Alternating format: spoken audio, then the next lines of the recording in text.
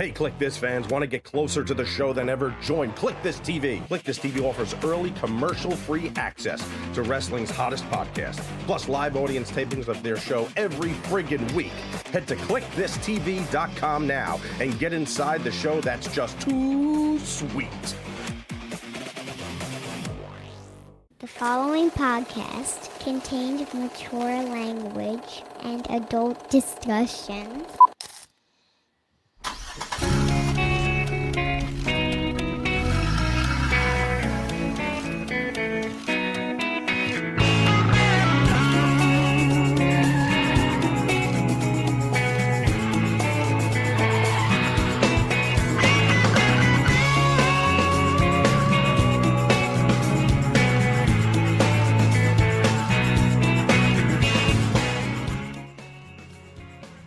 ICHI ni san dai. Do it with me, Kev. ICHI ni san dai. What are you in the audience at AEW? You're not going to do it? I've been doing that all week. You're not alone. I'm a horse. I feel like the people in Tacoma. How many times you want me to do it? I can't get another one out. I have Antonio Inoki's family here in the studio. Are they part of the class action? Against Netflix. Yes. It's a global lawsuit. Somehow they're going to try and straighten that out. I tell you what, man. Let's all join along in Antonio Inoki's famous chant.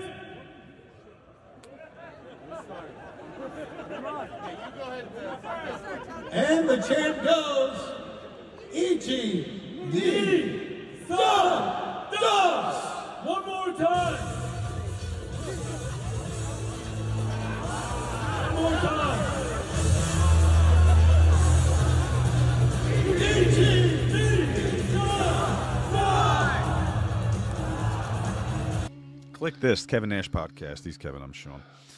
So much to get to this week. Corrigan said the world is a vampire, but I think the world's a work. I think everything on this planet is a work. Well, we said, did we say it on the air? I talked to you on the phone. I was like, dude, I'm going to be pissed. I was excited about this Tyson fight, like I used to be excited about Tyson fights. And you know, I think that if I was to use psychology, I would say that Tyson reminds me of a time in my life when boxing was like seeing Santa Claus at the mall. Like you pissed on Evander Holyfield's leg? No, I'm just saying though that when you were a kid and you would see Santa Claus, you'd be like, "Wow, what a great feeling!" And when you saw Tyson and it was a pay-per-view, it gave you a certain feeling. And I say, no matter what, as fucked up as it was and everything else, for me to watch Mike Tyson walk to the ring in all black with the Tyson t-shirt cut that me and Scott copied and used to call it that. Are we Tyson in these shirts or what? And I think we were the first guys ever to do that in wrestling, to Tyson t-shirts. We used to always Tyson our NWO shirts. And out of respect to Mike, and just like the smile I had on my face as he walked that walk to the ring, I was worth all the fucking bullshit that I put up with that night.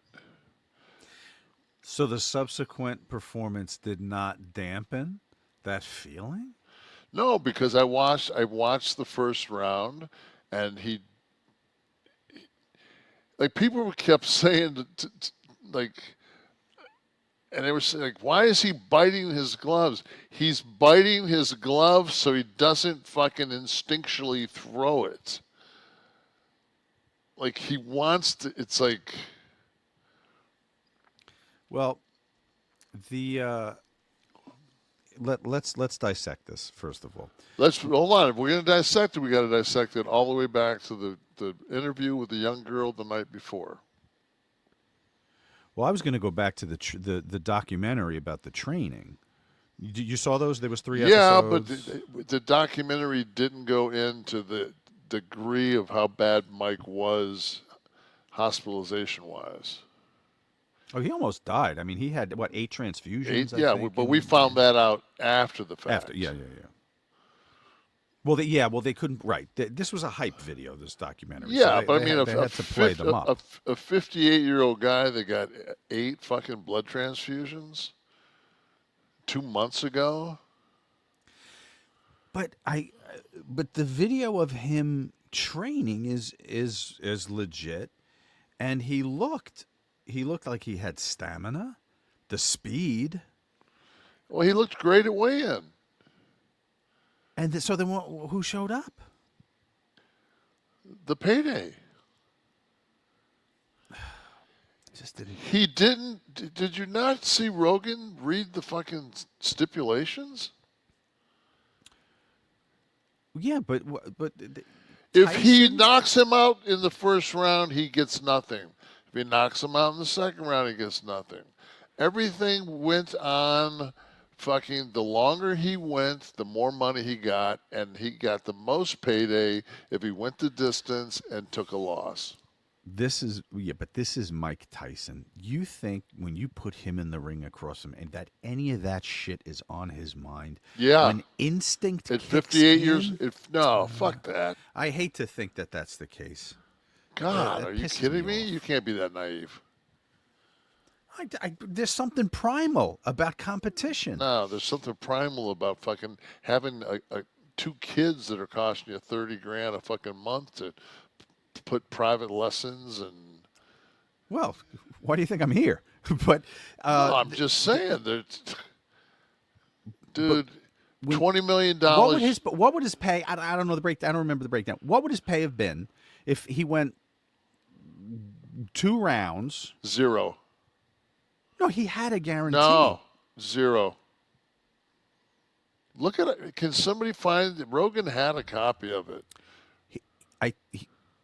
He did not have a $10 million guarantee. No. And then this was above and beyond. No. This is shocking to me. We'll find it. All right, so go back to us watching. Well, no, go ahead. You said you want to take it to the night before. So the night before, when the little girl asked him about legacy, and he said, "Fuck legacy's blah blah blah. Legacy's bullshit." Like, in other words, fuck my legacy. I'm here to get paid. He told us through that little girl, that 13-year-old girl, that I'm here to get paid. I got fucking people I got to take care of. That's what a fucking man does. And if I hurt your fucking feelings, then fuck you. Because we got 14-ounce gloves on, and we're doing 2-minute rounds, so shit ain't kosher underneath the big top. Now, what oversight does this was an exhibition. So is there any oversight for an exhibition? Like, well, from the women's match, really bad judging. Well, but that was a title fight. This different. This was just an exhibition. So, can a state athletic commission look at that contract and make any kind of determination based on? I'm sure Vegas can. I'm sure Nevada can. I'm sure that's the reason that they had it in fucking Texas. Right. Let's see. Both been suspended by the Texas Department of Licensing and Regulation after the controversial fight. This is from, what is my source here, Steve? So I can give the correct. Express. The fuck is that? But it's like it says Panda above that. Right. I have an egg roll coming with this story here. All right, I'm going to dig into this here to see what. Now, suspending them from boxing, Mike's not going to fight again. This does absolutely nothing for him. But if he comes out and goes on Rogan and says, "Fucking, it was a work," I'd knock him the fuck out. If he'll go, if he really wants to do this, I'll be more than happy to do this. And then have another promotion do it. Have Paul's promotion not be in charge. Oh, suspended for 24 days. Oh. What the fuck? Everybody knows that most people have another fucking bout within 24 days. Amanda Serrano and Katie Taylor will also be banned from competing as well, with their fight going the distance, which Taylor won via unanimous decision. The two stars will also be shelved for more than a month as a result of the fight. They're going to need somebody that does transgender operations to fucking fix that wound over her eye.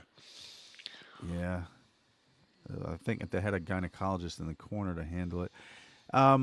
I don't know. A 24-day suspension. Nobody can fight twice in 24 days, and even the women 45 days. They're not going to fight. You could fight. Paul could fight every night, every day. Well, based on if it was the performance. Knowing you can give the guy the Iggy, and then if he hits you in the throat with a fucking unacceptable, then you give him. When in doubt, and if I can't get close enough to you to clinch and tell you, I'll wag my tongue. That means cut it the fuck out. 65 million homes watched it, though, Kev. That's an impressive number. But did they? Well, they definitely watched a buffering wheel. Yeah, attempted to watch it. Some boxing, some buffering. Not Michael Buffer either, which I would have preferred. Who was the guy in the center of the ring doing this announcing? I know they had Mauro Ranallo was doing the commentary, which was unbearable. He screamed like it was a wrestling match. God. The whole night. Thank God we had Rosie Perez for her sports knowledge. Well, she was from Puerto Rico, so that was like Serrano, like Amanda Serrano. Well, that was needed because Paul lives there, so he's got to give some love back. The star of the night is Paul and his promotion. They put 100,000 asses in that seats, and 65 million people watch the fucking thing. I mean, yeah, but that's 65 million people who don't trust it anymore. They came and they didn't get a show. That's like you don't fucking getting people in the fucking door. I know in this generation where it's all about hits and clicks. You don't fucking deliver in your click, no one's coming back to your site. Depends on how they keep buying Bitcoin.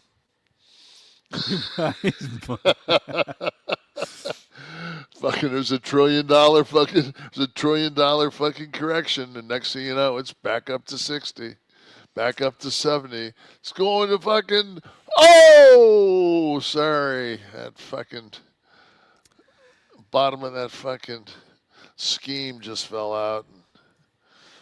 I have the CompuBox stats here, Steve. I have a link there for you. Did Tyson land a punch I was around? going to ask you if you would like to venture a guess. Final, all 8 rounds, how many total punches? Forget jabs. For both guys? Nope. First for Tyson, Mike, then for Paul. 70 for Tyson. Landed? No, thrown. Thrown was 97. How many landed? 21. Close, 18. Bottom row, Steve. And then Paul was he threw Probably 278 and landed 78. And then the breakdown is right there of how many were jabs. And Mike Tyson landed 5 fucking jabs in 8 rounds, 2-minute rounds, but still. 5 jabs to 31 jabs for Paul. Yeah, but that one jab that Paul threw over his head, fucking Tyson instinctually took that step to fucking throw that right hook off the side of his head and just stopped. Just put the fucking brakes on. This is abysmal. Those numbers are just abysmal. Paul was so out of position for so many shots. But you would be knowing that the guy's not going to knock you the fuck out. Right. You know, if I know you're not going to knock me out, then I can go out there and do the fucking Jerry Lewis.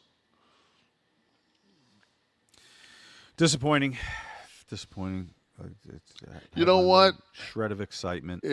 Almost as excited as It is what it Antonio is. Inoki's family came out. If anybody that thought that it was going to be, the girls' fight was magnificent. The only problem is that nobody got to see it, which I think Netflix should just air those two fights on a separate, and just take the Tyson thing. I think you have to watch. Well, you just turn it off, I guess, before the. But it's available to watch now on Netflix, right? Yeah, it becomes live after it becomes available after the live. So event. I mean, you could just watch it, not watch that. You just watch those. Don't watch the first one. Watch the second and third fight. Mm-hmm. But I mean, the headbutts. Those are just. You got to take points away. She would have lost on that. That girl should have lost, but He only deducted the 1 point, right? Yeah.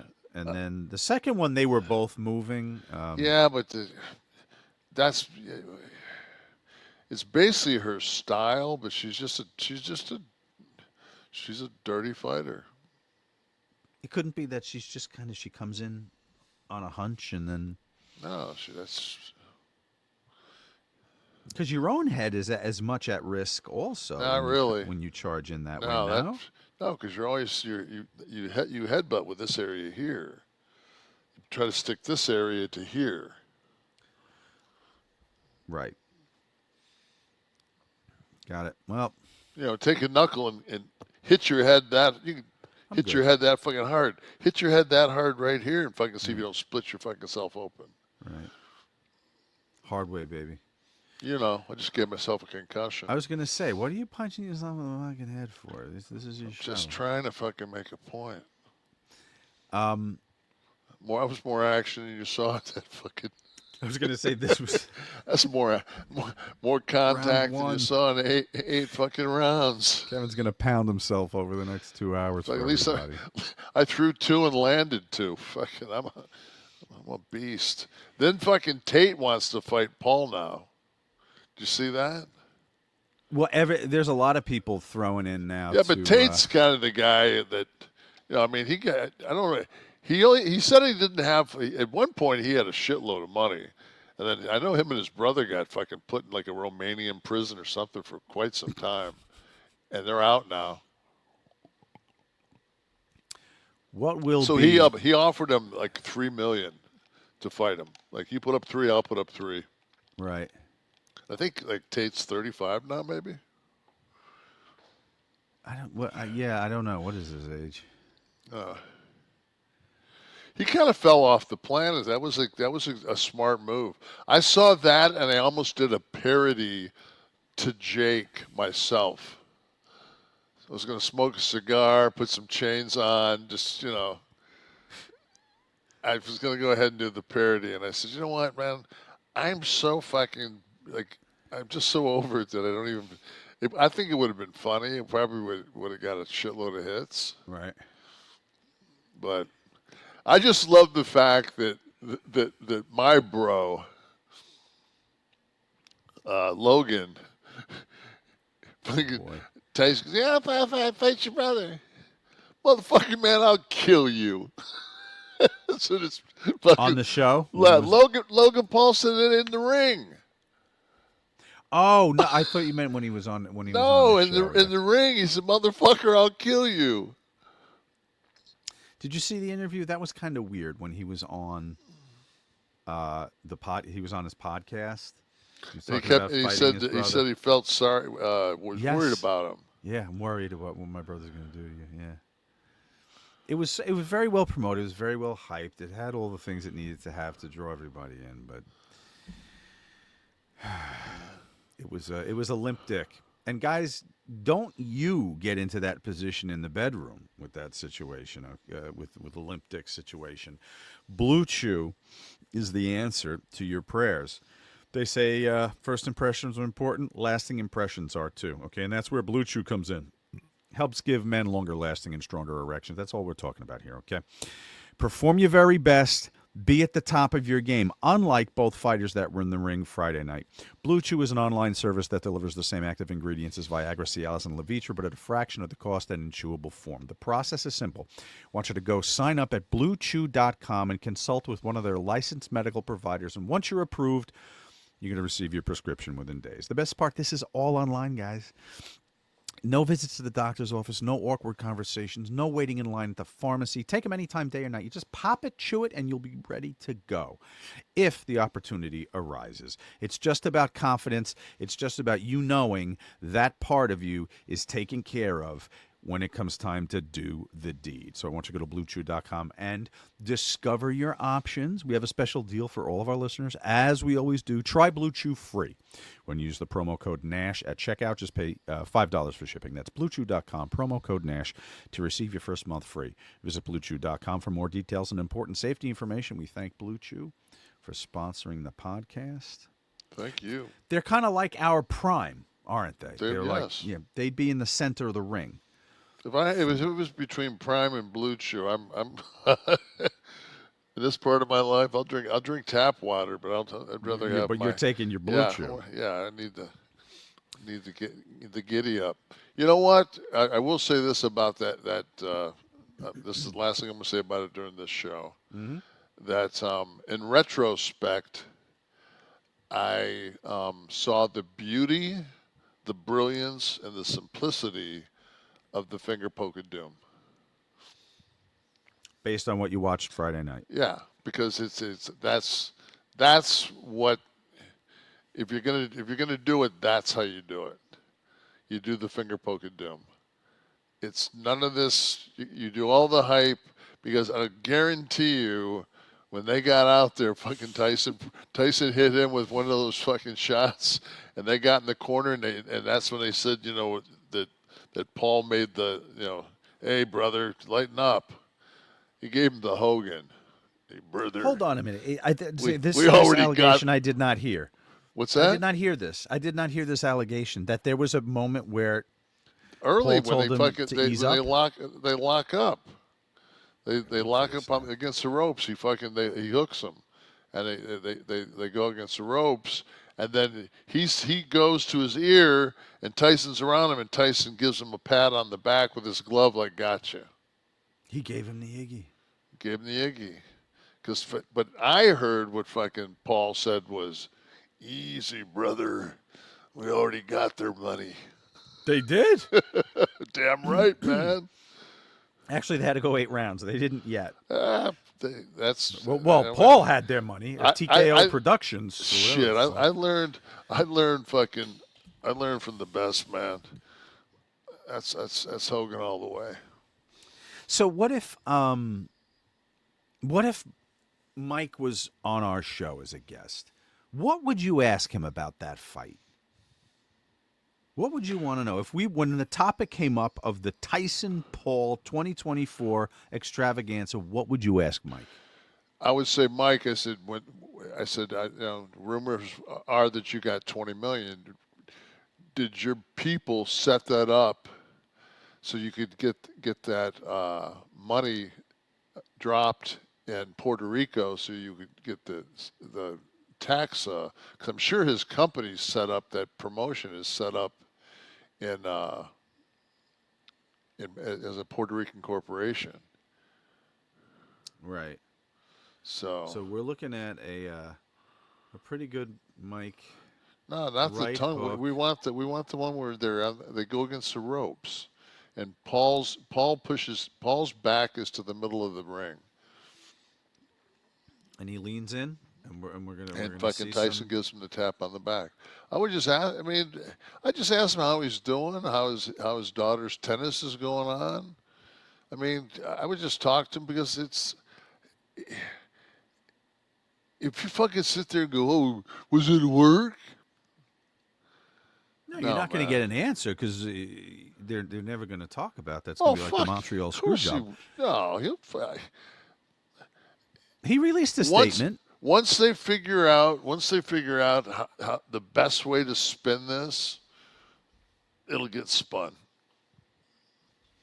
I've already said it. I'll say it once. When you lose, you win, is what he said. He said he fought a great fighter and went 8 rounds, and it was a victory. He considered it a victory. It is a victory for a 58-year-old guy, Right? to still draw 100,000 people, to still be Mike Tyson, and to still make a $20 million payday. There's no part of you that's pissed about Friday night. No. I'm fucking. I love Mike Tyson. I'm happy he got a payday. And I'm happy, and I appreciate Paul making sure that Mike got a payday. You don't at all feel you no problem loving Mike Tyson, no None. problem being happy he got a payday. But Mike's function in that fight was to come out and entertain the public. That was the promise, to entertain the public with a legitimate fight. Did he keep his promise? Well, David Copperfield tells you he's going to make the Statue of Liberty disappear. If you're dumb enough to think he's fucking actually making that thing disappear, then you're the fucking asshole. I mean, I didn't think that there. I mean, I told you. I said, I watched fucking Roman Reigns at WrestleMania go 30 minutes. I know it's a work. It's done well. That's the problem. It wasn't done well. That's true. The problem, it was a shitty work. But everybody knows, man, the hardest thing in fucking our sport is to strike and make it look like it's a fucking shoot. Because you can't you can't do a hockey fight and both guys come out of it into a high spot and nobody's got a mark on them. I mean, everyone got paid. I just don't know what the benefit of sitting everyone down in your restaurant and serving them dog shit on rye is going to do for your business. I don't get it. And if you're going to put together a work, make it like Rocky. Give me ebbs and flows. Have somebody dangling on the ropes. Rocky was a production. Rocky wasn't a live performance. Could have done better than they did if it was a work even. I don't know. Anyway. I think what it is it's the aggravation of the buffering and the aggravation of fucking getting up and unplugging your fucking TV and rebooting it. And that's the aggravation that you went through so much shit for no payoff. My Tyson fight didn't buffer, though. I want to say after I unplugged, replugged, the actual main event didn't buffer for me. Did it for you? No, at that point I'd have to go back to Netflix and go to my Source 4 to reboot it, and it would come back on. It would take me 30 seconds. But during the Tyson fight? Yeah, it would take me 30 seconds. And with all that action, I wasn't missing much. Right. Yeah, no, it was nonstop for the opener, and then even in the ladies' match. But the Tyson fight, I want to say, was clear the whole time, from what I recall.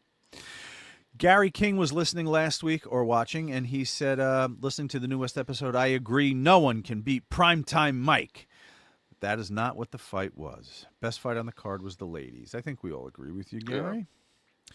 Jason Sensation posted a pic from his X account, and he said, I guess I listened to you guys more than I thought. So I guess it gives your total hours listening to your stuff, and if you look down on the bottom, it says you spent 1,688 minutes listening to Kliq This in 2024. Thank you. Feel like I should give you some, and in second place, I guess, is Eric, and then a couple of other things after that. There's a podcast called Tuesday Night Titans. We appreciate your love. Yeah, Jason. Well done. You're a smarter man for it, to be honest with you.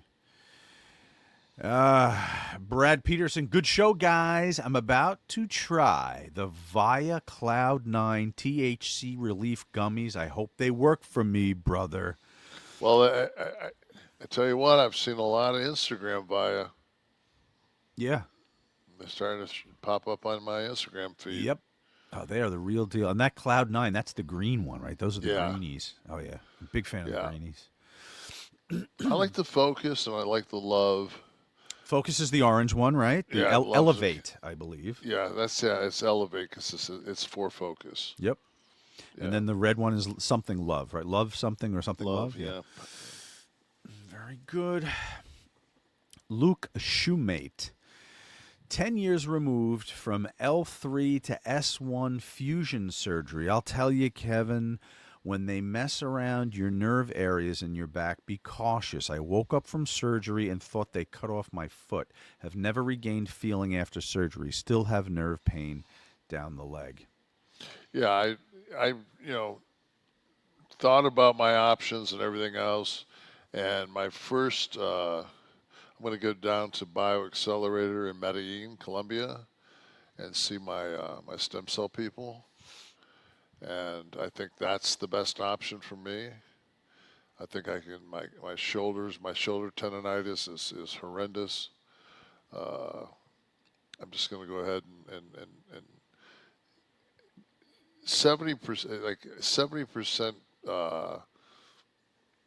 success rate of a back operation, and like a 78 or 79% for my major issue in my low back with stem cells.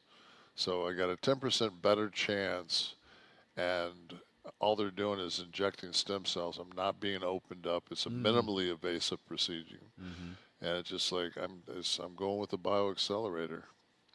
So anybody out there, it's expensive right now, but it looks like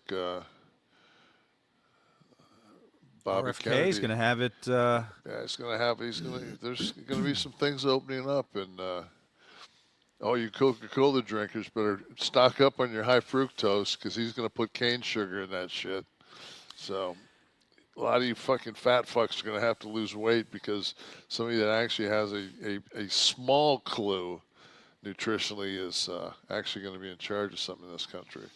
It's so funny, the cycle of it. sugar, right? Isn't it like everything had sugar, and then sugar became the enemy, and so we found then we all found these chemical Then we alternatives. found metabolic X syndrome. Then we found the most we've never found once we found sugar, we never found a way away from it.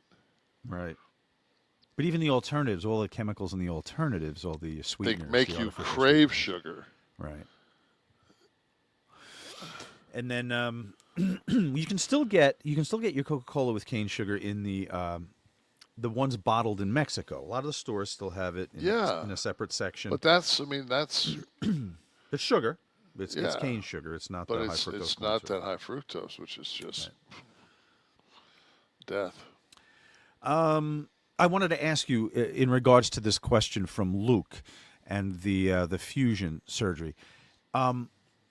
What were the problem vertebrae in your neck/back that you had addressed all those times? My neck is it's fucked, but it's not my issue right now. Mine is my L2, L3, and L3, L4. I've got herniations there. When I went to the surgeon, he thought that the problem. The compression is on my L3 left nerve root, and I had a EMG done on that where they send electricity, so it's definitely being compromised. So. Do you get numbness down, like down the arm at all? No, it's my lower back. Oh, it's my fucking quads not firing. What's my fucking? I had stenosis here when it. Well, that's the nerve. That's your cervicals. Right. Okay. That's C. That's either C or T. Usually they say like this. If you touch these and they're fighting is fucked up. Right. Is it numb when you do that? Not anymore, but when I had it, it was. When I would lean like this, people would always say that was because you're making the 6. That's your C6. Yeah. Got it. C2, 3. Yeah. Well, anyway, it's a rough. So one. I'm down there. Right, and it was your L2, L3, L4, but it's L3. and the disc is moved into the it goes inward, so it goes against your spine and So knocks it's that. slipping that way, pushing against Yeah. the spine. Yeah. But it just fills that gap, the disc kind of dissipates. So if you were looking down at the disc, it does this, and it fills that gap. Now, when they go in with the stem cells, is it targeted where they have to hit the spot, or will it find the spot? They'll go into that disc. They'll go into that damaged disc. So they said they would inject from I want to think L2 to S1. So they'll inject all those levels. So you see where L2 is, and you go down to S1 right there. So I'll get all those 1, 2, 3, 4. Looks like 4 discs I'll have injected. Wow. You got when's that? Did it happen in this winter? Right now I'm trying to get in December the 15th and come home on the 20th. All right. Well, hopefully this gets you over the hump. Well, get my shoulders in. I had the MRI done on my shoulder, and it was like there's nothing torn, man, except, dude, like my tendonitis is so fucking bad. It's like in my rotator cuffs, like when you look at it, it should be a certain color, and mine's like it's like a darker gray, and that's just the amount of just shit that's been going on in there. I had a lady work on me for an hour and about 40 minutes today, a new lady, Anya, and man, she's worked on a lot of pro athletes, and she knows what she's doing. And there were some areas she got underneath my right armpit and got to my teres major and teres minor deep in there, and man, it was just like it sounded like she was putting her thumb on that fucking shipping bubbles. Now, Kevin, we don't know what a teres major or minor is. So tell me, show me what is that? That's it's your rotator cuff. So your shoulder joint. Every other fucking joint we have is kind of capsulated, but your shoulder joint, basically, it's almost like a fucking golf tee. And like a socket, right? It slips but it's in. not a socket. It just sits. Not a socket at all. That's the only one that's not a socket is your shoulder. Okay. That's why your shoulder's so fucking. Why did you tear it up? So what's basically holds that humerus in position is your rotator cuff. There's a supraspinatus, an infraspinatus, a teres major, and a teres minor. Those are the 4 rotator cuffs that hold it in. You've got a labrum that goes over the outside of the humerus. So when you get tears, a lot of times you'll tear the labrum. Eventually, they'll go in and fix it, but eventually you'll end up bone on bone. Mm-hmm. So I'm bone on bone in both shoulders. Like a gay porn, yeah. And then I was like, usually when you get an MRI back, it'll say like partial thickness tear there. I had no tears, no nothing. Both I made my ortho. I had doc show me my bicep tendons. So when they cut them this across, I had them like go from where the insertion was here, where the insertion is here, go both those 2 bicep heads. I had them follow them down to where they extended into my elbow, and they were both fine. So I was just like, okay, I don't have any biceps, but I mean, the tendonitis is through the roof. So. What about your elbows? I would imagine in like wrestling that with all the hitting the mat and lifting, and you fucking jackknifed everybody, your elbows didn't get fucked up? No. Huh. I mean, I've had this one operated on a couple of times. Well, that would qualify as fucked up, right? Yeah, but one of them was I went through, like over the top and through a table the wrong way and then caught a piece of the pole, and it just tore the tricep tendon off. You were bone on bone. You were catching a piece of the pole. You wrestlers, boy. Living your fantasy life. Before you get in the ring, you better make sure you lumen your shit up for what's going to go on in there.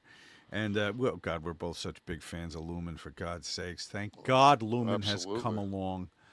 And I've lost a little weight. Yeah, well, you're looking good. You did. I should say I've gotten leaner.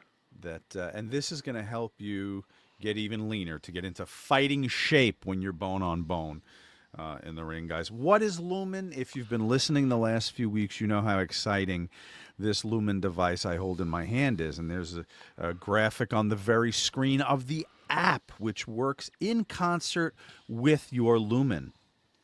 You wake up, you blow into the Lumen, you just breathe into it first thing in the morning, and you're going to get a reading that tells you what is going on with your metabolism. This is all about your metabolic health. Amazing what we could do nowadays. You have to take advantage of this technology if you care at all about your body, like we've been talking about here.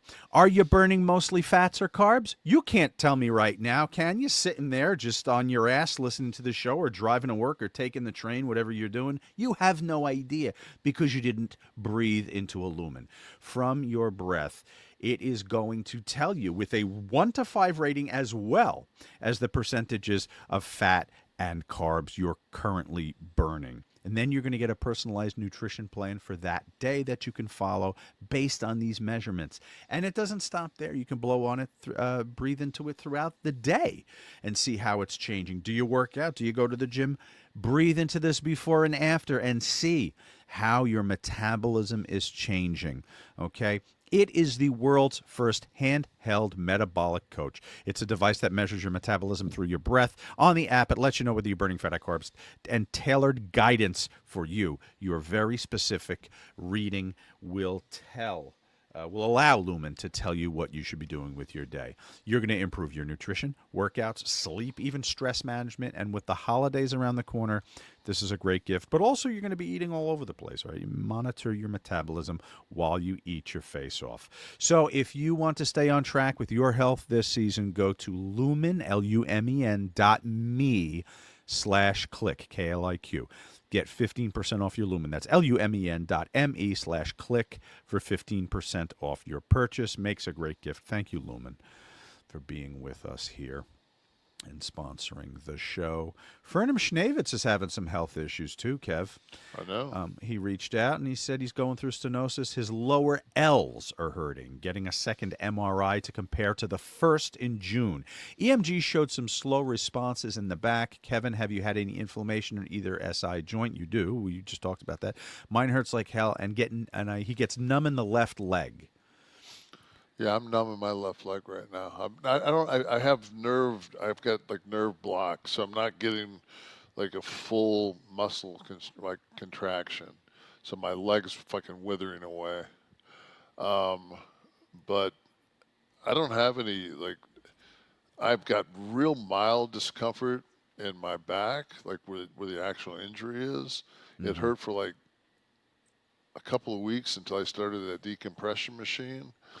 Then once I got the decompression, it took care of that. It took the pain out, but it didn't result in the quad coming back. Right. So you're in a similar area as Fernham, right? The S1. He's in the lumbars. Oh, his lower L's, but he was asking you about the S1. My S1 is, I have no problem whatsoever. I have no bulging, no herniation, no nothing. They're just going to treat that because it's while they're down there, they might as well just fucking hit everything that's going on, because it always affects the disc below it. So the ones that you might as well go ahead and hit them. David Van Boglum, who's a long-time paying member of the 11 Soft Club at kliqthis.com, kliqthistv.com, excuse me. This is his X-ray from his operation. Fake hip. Yeah. You got to pull it up a little bit. I can't see that. So, Kev, you identified right away what was going on that X-ray. It was the hip replacement right there, right? Yeah, it looks like he's got some fusion. Where are you looking to see that fusion? We're looking at an X-ray. Those of you that are listening to us. His lumbar's fucked up. Go down just a little. Go down. Other way. Down. Yeah, I want to see his spine. I want to see his spine. Other way. His spine, not his fucking. Not his package. There you go. See the discs? Now you can see that was a herniation or no. I'm just look. It's kind of hard to see because it looks like an X-ray. Yeah. But it looks like he's got good disc space. So his yeah. So the SI. So that's what it is. Is that bottom one? That's fused. Those 6 things that you see on there. I was gonna say, it almost looked like tags on the X-ray, but no, that's something inside him. Yeah, that's. Oh wow! And that's a new. I have never seen that before. I've seen the ones that almost look like an old field goal post where they've got the rod, and I've never seen that. That's a. How long ago did you have that fused? He's like this $6 million man now with all this shit. Can you go through a metal detector anymore? For Christ's sake! Fuck that. That's a lot of pain, man. Yeah. A little backache. I mean, nothing. So but. Well, right side end of June, left side end of October. So okay, yeah, very recently. That's very, very new because I haven't. I'm pretty much can look at X-rays and see what people have had. But I have never seen that. Does that go in and open? Yeah. Very painful procedures, no doubt. Yeah. So with that much fusion, they did it for integrity because structurally it wasn't. That was to make it stronger, correct? Your problem was that that it wasn't structurally sound. 7 inches on both sides. Yeah. It was opened up. Wow, I'm sorry, David. I mean, I don't mean to sound like a dick, but I was earlier today when she was digging on me. I started to fucking real quietly start fucking singing a little pity song, and now this is a very strong awakening to where I could be. So I just need to keep my mouth shut the fuck. Just like if you get pulled over, shut the fuck up. Yeah, shut the fuck up Friday, exactly. Yeah. Thursday. Hang in there, buddy. But I mean, me and Payne are old friends, and it's that's somebody you do not want to be friends with. No. As soon as you can break that off, you do. You were it affects one psychologically. You were not in good places a few times. Shit, and I'm fucking constant pain. I am trying to come across somewhat where I'm just not. My poor fucking wife, man. She gets the unbuffered fucking. Just keep sending her on cruises.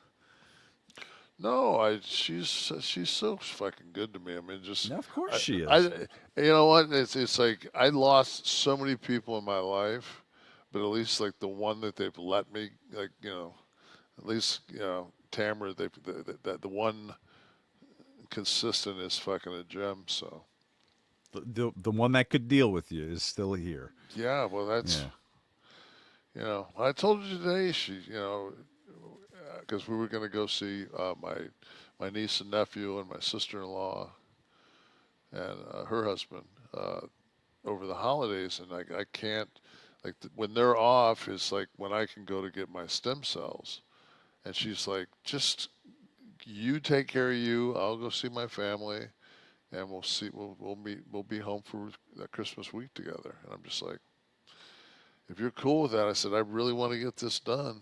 Yeah. And I don't want to drag my wife down to Columbia if I don't have to. Right. Not that it's, I mean, not that I feel unsafe in any way. I mean, Well, no, but there's nothing you can do when you're down there because you can Yeah, get the there's- procedure. well, It's not there's- like you can go yeah. out sightseeing or anything. I'm fucking busy 24/7, and she'll be sitting there watching fucking Spanish television.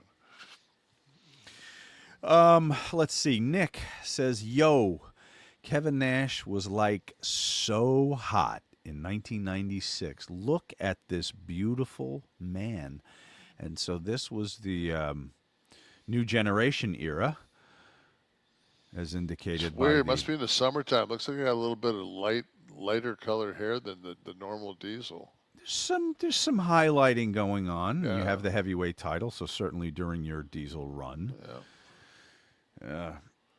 When Kev, what era? Because you worked, through a few of the. It's a big motherfucker for being drug tested. Au natural. For fucking that whole run, not a drop. Well, that's what one of the reasons you were the golden boy for the company. They could have they love their monsters in WWEF, and you could be a monster and not be on the gas. But I want to ask you, you went through a lot of different looks in your career. Which one drew the most attention from ladies and gay men? Well, that fucking mohawk was a curb stop in your social life. Your wife doesn't even want to touch you. When you had the mohawk? Fuck. I came home with the fuchsia mohawk and tried to hook up with Mama that night. She's like, "Yeah, give me a couple of days to fucking Get used to this action here? Yeah, Hawk? like, easy, Animal? easy, bro." So. But what era could you? You were of course a married man, but if you were not, what era could you have had the most play? Play is having game, man. I mean, I No, but assuming you had the consistent game through your whole life. I have had good game. Look at I was a mastodon there. Go back to that's fucking Dwayne in the ring with me. Yeah, that's a pretty fit. That almost looks like you're so fucking beefed there. It looks like a video game almost. Like fucking 335, 340. Jesus.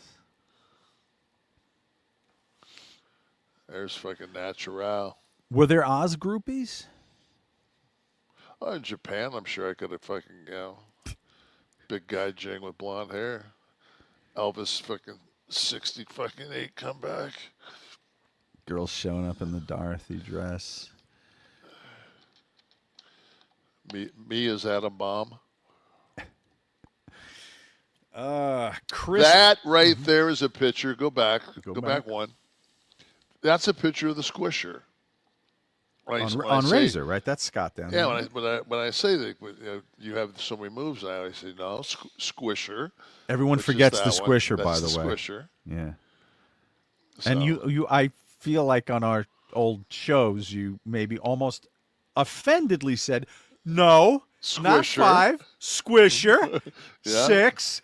that was stolen from the Big Boss Man. Chris B, 1945. These two dumbasses are the last people to go to for political advice. Well, Chris B, 1945, I don't think we ever advised anybody politically. I think we shared our impressions and feelings. That's clearly troubling to you when they don't align with yours. So much of the problem with people today. If you ain't like me, you're wrong. You fucking break. Aren't we past this, Chris B, 1940? Listen, Chris, I don't like firing off on people. Why did we even give this guy fucking airtime? Because you have to every once in a while, right? Why? For balance. Balance. Ugh. Fair and balanced, like Yeah, Fox. okay, yeah, okay. And Chris, if there is some Chris, kind of mental disability, I apologize. I didn't Chris, fucking two options. Don't listen, or if you're going to listen, eat a dick. He's probably busy chewing right now. Stephen Just Breach eat a fucking cock. wrote in, and he shared the Bunkhouse Stampede was 2 years ago. When our coverage of the Bunkhouse Stampede was 2 years ago, November 2022, was when we finally got to the Bunkhouse Stampede after teasing like the Paul Tyson fight for weeks and months.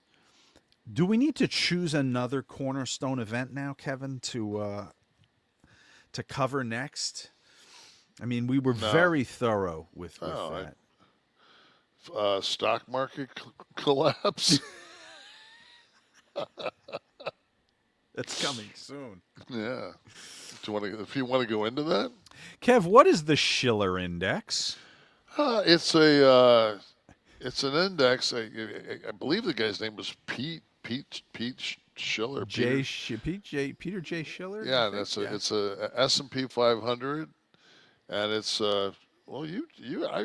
we went over it. We talked about this. It's a PE ratio. It's a price earnings ratio, which is not an odd indicator. It's a very common indicator. But when applied to an index, because indices don't have a lot of volatility, right? They're usually kind of tight in a range. So when they break out of range in a trend, you have to start to look at what will correlate to that. So we can show everyone a graph to make this easier. And the reason we're talking about this is... the first reason we're talking about this is I brought this up a couple of months ago because... But you didn't have the name, right? No, that was the thing. Because I was watching a financial show on TV, and they did this breakdown. And they had caught it, like, when it was... It drops, and as it's coming back up, that's when they were talking about it. And so go ahead and it's too long to talk about how it's calculated, just but anyone can Google it. But there's the graph. So right now the indicator today was 35.7, I believe, is what the indicator was. Right. So the monthly average is 37.95 for November 2020. Right, 37.95. So in the history of this, there has been 3 other times besides right now that it's been above 37.95. So there's 3 other times, and one was COVID. That it's been above 30, not 37.90. It's 37.95. Yeah, above 30, which 30 leads to a crash between 29 and 80% of the market. So the other one is the .com, which is... That's the tallest one that you guys see there, which hit 40, I think it went up to 47. It just shows that the prices are overextended, and the market really can't support an endless upward cover climb. the last one. And then the last one is... well, everyone remembers what happened in 1920. Well, no one remembers, but everyone knows that 1929 was the infamous stock market crash.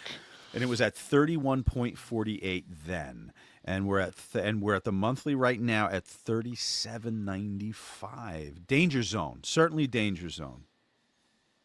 Yep. The last dip wasn't too bad after COVID, but I think the COVID correction when everybody came out of the market fixed that. So, but we did go above 30. We hit 31. Was it there in? 30? No, I'm sorry, 38. The only difference is everything I've been reading is with the market as it is right now, and with bonds kind of. I mean, you can hedge with bonds, but it's just like they do better when the rates are down, and it's so. I always follow my guru's Buffett, and we were looking. I was looking at his numbers, and we did right before the show. Like he's got $70 billion in Apple, $41 billion in American Express, $31 billion in Bank of America, $28 billion in Coca-Cola, $17.5 billion in Chevron. He's got Occidental. Where's his Occidental at right now? He's got 13 in Occidental. What was it? What did he put into Chubb? Is the one that's got Trump's Show the 7 billion, 7.7. Yeah, but that's the one that has Trump's. See, if we go, how far down do we have to go? Because he put money into Domino's. He just got into Domino's. It's going to be small then if he just got there. It is Domino's Pizza. Domino's. It's 0.21% of the portfolio, because there's regulations on how hard they can go in. They can't go in with a full intended purchase right away. Half a bill, right? Yeah. But So they have to go in incrementally. So anyway, what does it come out to? It came out to 270. What was it? Yeah, the market. So 268. So 268, and he's holding right now 325 in cash. So that's like a 40% to 60% investment cash ratio, which is a very big cash stake. But that's what everybody's saying, that when that Shiller PE goes this way, the fucking safest bet's cash. Right. So and it's only 40 stocks that we're talking about that he's holding right there. More than a quarter of the portfolio is Apple right now. 300 million shares. So they were talking about Apple might, like, God, I've seen like some saying a 12 to 14% increase. He's in but the red still, Coca-Cola is there. People are a lot of people are saying that it's going to do close to 20% next year. Well, he's down 11% on Coke, but yeah, he just stuck some more money into Coca-Cola. Right, so I'm saying he's probably averaging down. So Coke and Apple were his buys, and he sold a bunch of shit, which accumulates that 325 bill.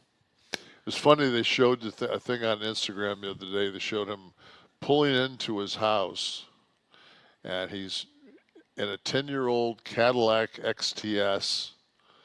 He's being driven. He has just a track home in a neighborhood, and it's got a big gate around it, and the gate opens, and the security guards let him in, and he goes to his house in Omaha. I want to see a documentary that shows a day in the life where how many analysts does he have working for him? How long are the conversations when he's going to add to a position, or do the analysts have total autonomy to make the trade for him, or do they have to run in and say, you want to average down a little bit? I'm sure that, like anything else, I'm sure there's some kind of a. I mean, he's got his boys. Like, I forget who is. He's got like 3 guys that are going to take over the. Yeah, I'm just curious. I would love to see the operation, how involved he is, quite honestly. I think it's when we attribute him, but is it just his system at this point? You know what? I have a feeling he's like Vince. If he's going to work, he's not there to fuck off. Well, now Charlie Munger's is dead, right? Or yeah. So he's not there anymore, but. Timothy Leary's dead. Oh no, he's outside looking in. What's their Class A at? Per share. $775,000 a share. I'll take 20. 779. I don't know. Good God. So we're talking about market fluctuation. Kev, you know what else fluctuates? That Class B stock that's up 30%. Go ahead. Ticket prices. The closer you get to an event. And game time is the holy grail of being able to cash in or cash out. Let's go to a Lions game on Thanksgiving Day. Oh, that's probably the hottest ticket in the city. Game Time Chicago. Is the #1 app for ticket prices. They specialize in last-minute tickets at the lowest price. They have a guarantee. Steve, while you get that up, I'm going to tell everybody that the app itself is so user-friendly and fun. My favorite thing is the seat view. It shows you the overhead of the arena that you're going to see in a minute, or the stadium, and on all the seats, there's a ticket price. All the available seats, there's a price. You tap the one you like, and it shows you the view of the field, stage, from that seat. So you know exactly what you're buying. I didn't realize it was in Detroit. Why did I think it was at Soldier Field?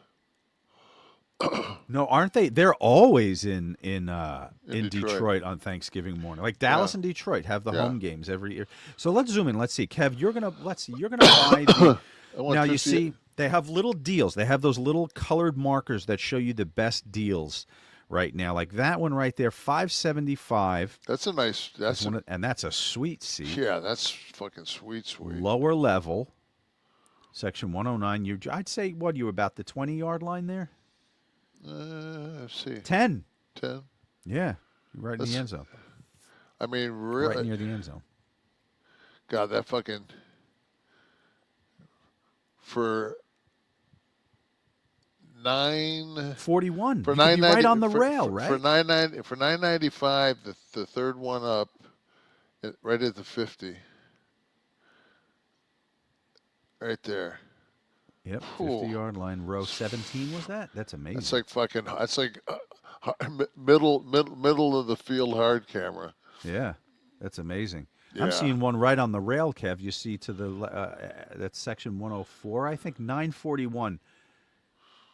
You're on the railing there. Was it first row, second row? What row? The only problem is if it's not enough. I don't know because I haven't sat that close at a Lions game, but if you got a bunch of bullshit going on, like it get in your way on the sidelines, you mean? Next you want to be up a little. You're sitting there and they put the fucking first aid tent right in front of you while they're fucking working on some guy. That's true. Bring out the tent. Oh fuck. Guys, this is the actual Game Time interface we're looking at right here. This is the computer version. Which, if you want to use that, and the thing is, we've done everything. Look for Pat Benatar tickets. Look for we did Pat Benatar. She wasn't running. I told Tamara that. I said, well, but this is such a great app, and it's just look at how many available seats you have to choose from. And there's hundreds. I'll just say it for you. I mean, when the boss came in town, you made the call, and you had great seats. Morning of.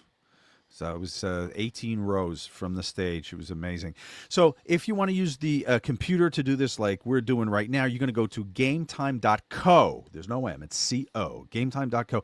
But just put that damn Game Time app on the phone. It's so easy. The tickets show up right in your Apple Wallet. If you have an Apple or whatever the hell the Android has, it'll show up there. And they have a ton of features that make this app next gen. Game Time picks, we showed you those before. They make it easier to save more on sports, concerts, comedy, theater, all in pricing. If you toggle this on, it shows you the total up front.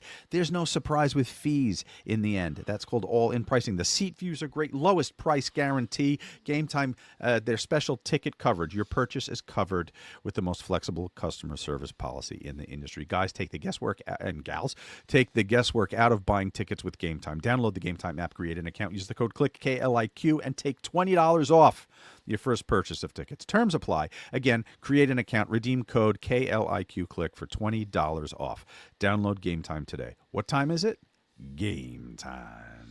What's nice about the app is if you say you're traveling and your flight gets canceled, you're not flying out to the next day, and you're like, oh fuck, I'm in so and so. I'm in. I'm looking at the Eagles. I'm in Philadelphia. Is there a 76ers game tonight? If it's baseball season, is there a Phillies game? What is there a concert? Yeah, you just bring up your area and it shows you everything that's going on. Instead of pounding your pud sitting in your fucking hotel room, you can go out and catch a sporting event or some live music and actually kind of be a fucking Renaissance man. Or gal. Beautiful. Thank you, Game Time, for being with us. Oh, Kev, you watched Raw, and Raw was taped this week. See, the switch over the 2 hour, things are a little different now. You got the 2 hour. Well, USA pays them is paying them less to cover their production costs, so they have a deal where once a month they can double up. Right. And they're going to be doing this for the holidays, I think, to give the talent some more time to be with their I family. Imagine that 25 years ago. I just think that it's it just coincides with the deal that they cut. Like they're going to double up anyway, so you might as well double up and then give them the 2 weeks, Right. So, But you made some observations when you were watching. when I was watching, I ended up watching on Tuesday, and the show usually starts with a beauty shot of the arena outside or a crowd of people walking into the arena, whatever. And it was at Van I think it's Andel is the name of it, Van Andel Arena in Grand Rapids last week. So, and I've probably worked, I don't know, 10, 12 times in that arena. And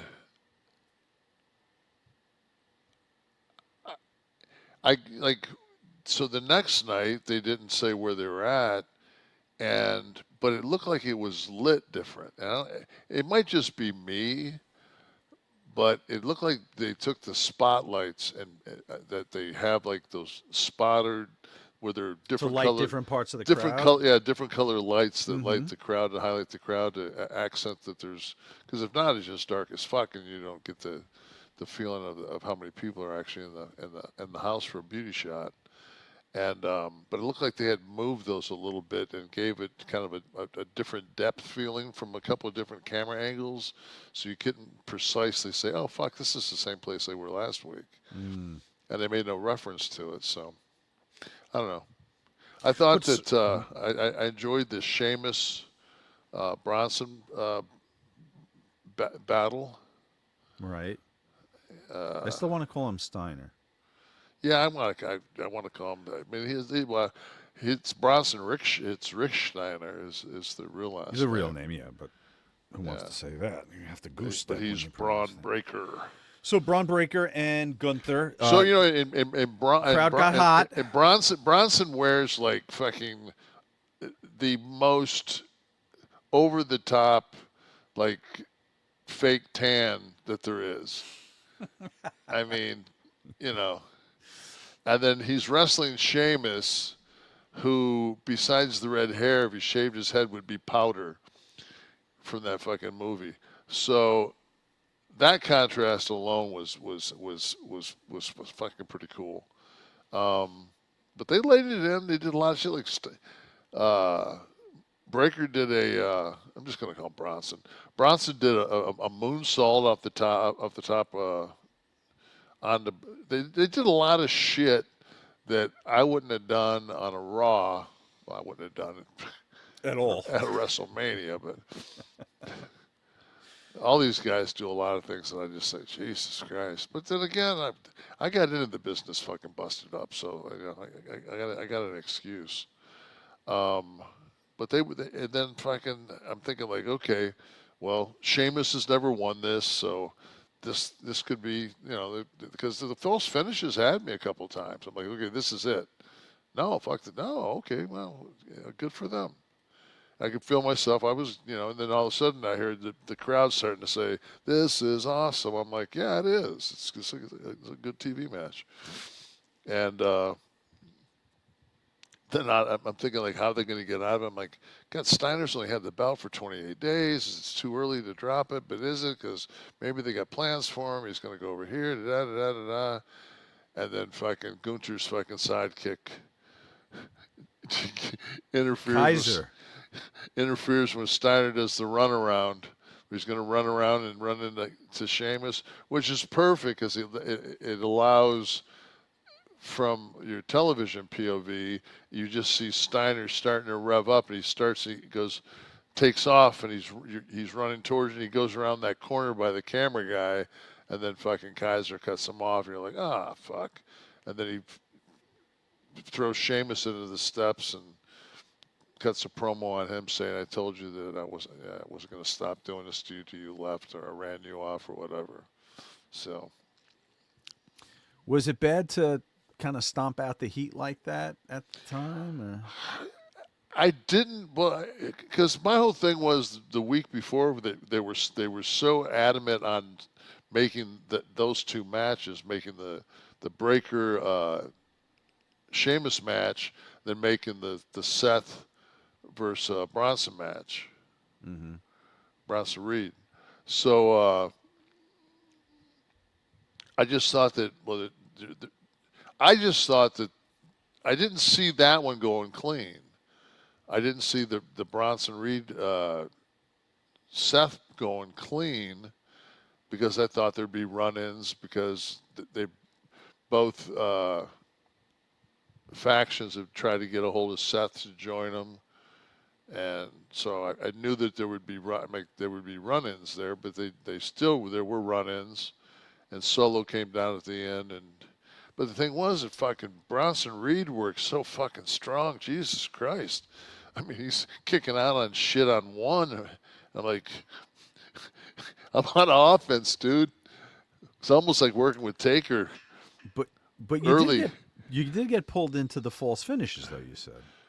I did more in the first one. I didn't in the second one because you couldn't get sucked into false finishes because Bronson was kicking out on one. Right. There was no false finish. It was just like no, I meant the earlier. Yeah. Oh, the earlier one. Fuck yeah, I enjoyed it.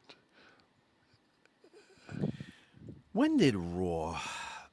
You know, they used to do the one tape, the one live, right? That was the Monday, Tuesday format, right? They'd go live and then they tape one. They go live, then they tape one.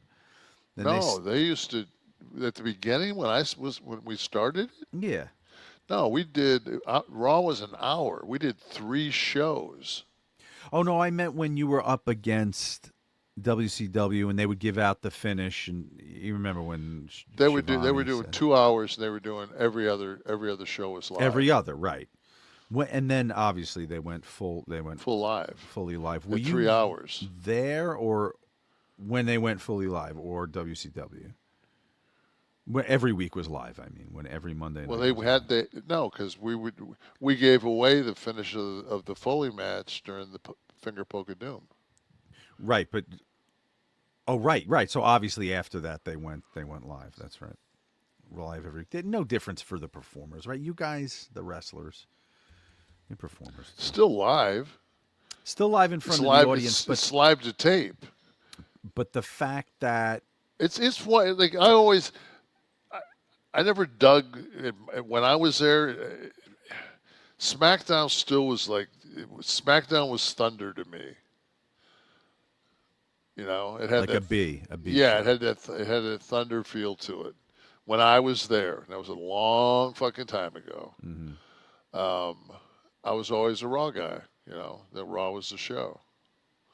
And it's still, if I'm going to watch pro wrestling, I'm going to watch Raw.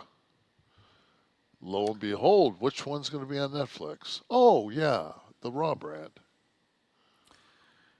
Summer '99 is my answer on when Raw was broadcast live. Thank God it wasn't the summer of '92. I know why I did, but I have no recollection. No, you would have had to have. Hopefully, you would have. I was with Representative Gaetz that night. Been able to broadcast that, but the reason I'm asking, Vince has been known to send a match back out during TV tapings if finish is blown, something he's unhappy with.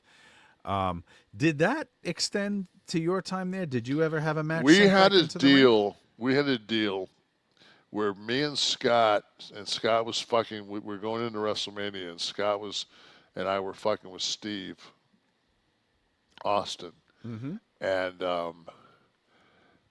Steve was supposed to have, like, as we were trying to get away from him, he had like a cannon type thing that shot a fucking, like, a net, and it would, you know, go in the air and fucking land over the top of us, and he'd fucking stomp a fucking mud hole in us. That was the idea of it. Mm-hmm. I think fucking it was 2 wet farts, and then we basically had to, like, the third time, like, one of us had to catch it and pull it on top of us as they went by us, and I don't know if it ever hit. I think it got shot, and then the cut was Steve running down and then stopping us after we had pulled it on top of us. But that was 3 takes, and I mean, fucking, you talking about the people going, bah. Like, that was 3 takes, and that was the best it ever got. yeah, it was horrifying. Like, I don't know whose idea that was. It was just like, And it's like having to take a big old step to your left to get hit with the blood that's getting that's when we poured hit him down with from that's the, when we hit him with a sledgehammer there. But so okay, so that, but now you were never sent back out to redo a match, were you? No. For a taping, because I know that shit's happened. We're trying to see here. This is There it is net? here. This Yeah, is the that's net. it. This will get flagged and copyrighted and all that shit. We're honoring the old days, and they don't even want that happening. Looks like So fucking. he's firing that. Yeah, it looks like those. That's There's Kev look at just that. selling like a bitch. Fuck. Look at you, Yeah, I'm trying. like a fucking look dog rolling on the ground. That's pinning you down. We are to believe that this string that I see that's draped across your chest is now. I think maybe you, Kevin. I think it was the shock of the gun being fired, maybe, that took you out. You know what? I would have been perfect for Jake Paul. What do you need? This was more realistic than the fight Friday night. Sell the net that's hit you at 7 miles an hour. I'll do it. My goodness. Back into the left. Here we go. Here's the slow mo. Let's get this in slow mo here for one shot. Back into the left. There they are. Oh my God! Look, Scott's at least standing. He's barely moved. But okay. Oh, it engulfs me. Was Scott supposed to get hit by that? Because I it don't wasn't even know. close. In slow motion, it's impressive as fuck. It is a little better in slow mo. They should have aired it that Yeah, way. should have aired that in slow mo. It's Spider-Man. My goodness. Yeah, that stunk. Yeah. But you don't have to stink anymore because of Mando. No. And we are Mando users. I've showed you my collection. I've showed you my package. And this time of year, Kick out small package.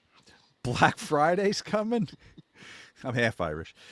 Black Friday's coming. Cyber Monday. The deals are going to be in full swing. So, guys, get ready. Okay?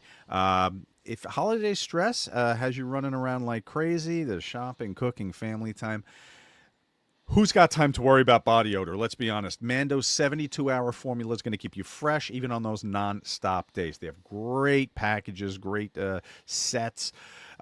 Mando, if you don't know and you haven't been listening, made by a doctor, science-backed for real odor control. This is not a gimmick. You're not just slathering a scent on top of your nasty, funky smelling balls. This is going to go down, no pun intended, and attack the area that is creating the odor. Okay? Works for 72 hours straight no matter what you're doing. It's holiday shopping, working overtime, sitting through a marathon of family dinners. No swamp ass for you, because this is a low pH formula which actually stops odor before it starts rather than just covering it up. Full body protection, safe for the pits, package, feet, wherever you need it. Let's be real, your old deodorant is not cutting it in all these other areas.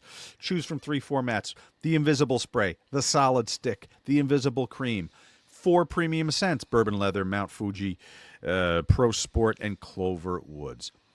Up to 30% off with their exclusive Black Friday bundles. And you can get on this right now through Cyber Monday and get up to 30% off the bundles. You're going to go to shopmando.com to shop for their sale. shopmando.com. And when they ask, please tell them you support this show. Kliq This. And that we sent ya.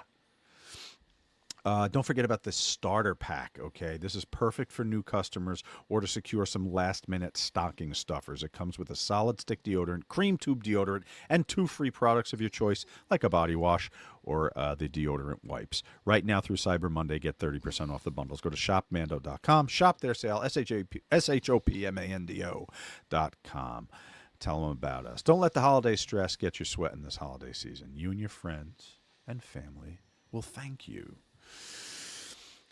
So I have the spray in my car, and so it sits in the seat next to me, and you could it has that little plastic top that goes on the top of it. Yeah. Well, mine doesn't because I use it. So it's I toss that in the trash because I threw it in my car. So I'm in the gym working out, and this guy says to me, he goes, "Hey Nash, that Mando work?" Ah. I said, because he walked by and must have saw it, like, because my car's not very tinted. He says, "That Mando work?" I said, "It's in my fucking car, isn't it?" He's like, "Yeah." Thing I love about that, because you can spray from any different direction. A lot of times, some of these cans, you turn it upside down. But it's kind of a mist. It is. It's so soft. Isn't it? Yeah, It's you don't. Yeah, it tickles your taint slightly. It's not. It doesn't feel intrusive. I just use it. I use it for the pits and then just one shot into the pubic area, which has been manscaped. So there's not it's a very small putting green above the right. the BLUECHEW's hose. So yeah, Tie them all in. We keep going. Life is good. Cav in Washington, we have an education secretary nominee who Yay. has a degree in French.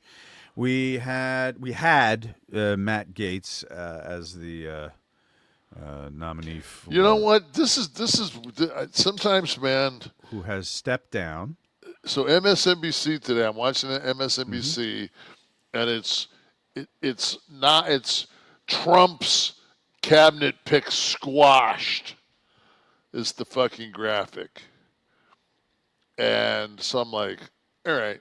So I put it on Fox, and Fox does the coverage and basically tells me that between 20 and 30 senators stated that they probably would not support this position, and Gaetz removed himself from the game. Yeah, he didn't have the votes, so why go through it? So to me, it's just like, why was he going to get the spot? Because he was a loyalist. Why did he give up the spot? Because he didn't want to hold down the process. I don't see I don't see anything wrong with that. Wrong with him stepping aside? No, he should have. No, he should have. I mean, as soon the as he knew, he was going to hold up the process. Well, he knew he wasn't going to get in, and he knew if those reports came out, there was potentially the reports of him with plowing minors as he sits on. Now, I know a very big part of the base has no problem with that, probably. But I mean, but enough of the senators did. The thing is he wasn't like. I don't want to in any way be an advocate for this shit, but I mean, they went after him and they didn't being down in Florida. We have a completely different story because the guy that was in it with him, that had that basically could have buried him. He got in trouble for some embezzlement, and he ended up being like a shit. Like they tried to use him in the prosecution. But now these young girls that have come forward saying like, this is they didn't have enough for them to go after him then on criminal charges. I think it's ironic that the person that they wanted to go after for criminal underage sexual offenses would have been the guy that was in charge of that on a national scale. As AG, right? Right. Yeah. I was more concerned with like the I don't know if it's close to 100. I want to think that there's 96 judges that work in that AG department that take care of various things that kind of keep the country rolling. And, you know, but that's the whole thing is there's so many, you know, you've got Musk and the world's most obnoxious human. And they're not part of the cabinet. They're like volunteers to cut national debt. They're going to do it by $2 trillion. So easy. Everyone's got the answer. Yeah, and one of the things was that they said they were going to cut 25% of the government jobs, and they did the equation on that, and that would get them 2%. 2% towards their goal. And in the meantime, it's like I forget how many people that is. It's like you put your fucking unemployment numbers through the roof to do this, and then the other ones are Medicare, Medicaid, and Social Security, and it's just like when only the middle class, I guess, looks at that as no, motherfucker, this isn't some thing that the government. I paid into this. That's my bank. That's a bank with my money in it. Yeah. Like I paid into this process, and when you're a 1099, you pay in both ends. There's no employer meeting. It's like you are paying the whole fucking deal. Mm-hmm. So as a 10, I'm thinking to myself like, whoa, yeah, don't worry, we're gonna play with the bank's money here. Mm-hmm. Like you ain't gonna play with my money. Go cut something else. Dr. Oz was one of the. He's had some issues. He was involved in some kind of Ponzi scheme with buckwheat or some shit that was supposed to make you lose weight. But this is not to find qualified people to do a good job. It's wrestling. It's to shock and grab headlines and make the most egregious choices. No one's intending on getting anything done. I think that it's also entertainment. When it's not somebody like that, and you say, you know, it's that fucking guy, the border guy, you know, the bald guy. You don't, no idea what his fucking name is, but if it's some fucking goof, you absolutely know. Like, if it's a goofy choice, you're like, oh yeah. How come the pillow guy hasn't gotten anything yet? I'm sure he'll be appointed the head of like maybe sleep studies or something. Or I think that him and Giuliani went so far over the edge you can't bring them back around. I thought like the whole My Pillow thing was done, and I was sitting in a restaurant last week by my daughter's college, and they had a bunch of different TVs on with different things, and one of the TVs they had on there was Fox. So in the hour that I was in the restaurant, no less than maybe 2 or 3 times I got to see the new My Pillow Christmas ad. So what time of the day is this? With Mike Lindell. Well, it was, I guess around dinner time. So it was before a show. So I'm gonna say between 6 and 7 on Saturday night. Okay, the only thing worse than that's the Ron Popeil fucking hour. So yeah. Saturday nights are not the TV time, but I guess Fox is the only place that's airing that. It's chopped up foam, it's stuffed in a pillowcase. They're still rolling with it on Fox though. So that's if you need to see Mike Lindell's face, that's why you just kind of, anything in life you don't go all the way in. You can't go all the way in. Sometimes it's just the tip. Yeah, that's all you need in life. Kev, it's time for Florida Man or Jersey Guy. This week's edition brought to you by ZBIOTICS, maker of the world's first genetically engineered probiotic. It's a pre-alcohol probiotic is what it is, for God's sakes. And they sent me and you a sampling of this. And I've been sharing it with people and rave reviews across the board. This works. 3-step process. you drink your ZBIOTIC pre-alcohol. Okay? Make that your first drink of the night. Then, drink responsibly, pace yourself, get a good night's sleep, and step 3, enjoy tomorrow. You wake up feeling refreshed and ready to take on the day. You know, your instinct might be to think that this is for people who drink too much, or no, this is not. This is for a casual night out. You can listen. It's well documented that you can not feel your best the next day, no matter how much alcohol you drink. So, if there is a surefire way to wake up feeling fresh after a night of drinking, it is with pre-alcohol. Okay, it is the like I said, the first genetically engineered probiotic developed by PhD scientists to tackle rough mornings after drinking. It's simple. It works like this: when you drink, alcohol gets converted into a toxic byproduct in the gut. It's this product, not dehydration, sometimes falsely blamed, on making you feel a little rough for you the next day.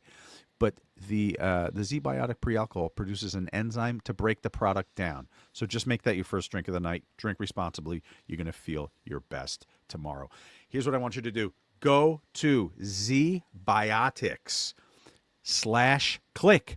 ZBIOTICS.com/Kliq to learn more and get 15% off your first order when you use that code KLIQ, K-L-I-Q. At checkout, ZBIOTICS is backed with a 100% money-back guarantee, so if you're unsatisfied for any reason, they'll refund your money, no questions asked. 15% off. I had it before going to the steakhouse and having my old-fashioned. Gave it to a friend, and she had a weekend in Atlantic City. And loved it. Rave reviews. Actually asked me for the rest of my supply, and I gave her some, and she's going to order as well. I'm glad I have mine because we're using the hub during the holidays, so I'm not drinking. It would have been nice to have had this product when I was, because you get to be older and you get a little bit of a hangover, man. You get up and by about 4 o'clock in the afternoon, you still haven't kicked. Next thing you know, you're swabbing your nose into a fucking COVID gimmick. But now you could put them out on the counter when you have people over for the holidays. Make it part of the bar area. It ain't like fucking. You still got when you entertain for your dozens of people that you have over. All 4 of them on the regular. Okay, Florida man, Jersey guy. 2 headlines, actual headlines. One a Jersey guy, one a Florida man. And Kevin is gifted at choosing both, even when he doesn't have the clues that he so desperately seeks in the headline. The first one. Man arrested after driving stolen car to meet Donald Trump. Second headline. Man arrested after dropping gun in church. Man arrested after driving a stolen car to meet Donald Trump. And man arrested. I'm going to go Trump, Jersey, church, Florida. What's you thinking, or is it just a feeling? I just feel that I just feel more of it like you would drive to go see Trump in Jersey, because it's kind of like it's more blue.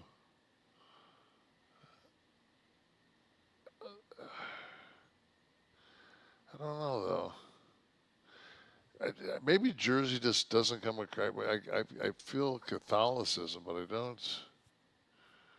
I'm going to switch. Can I switch?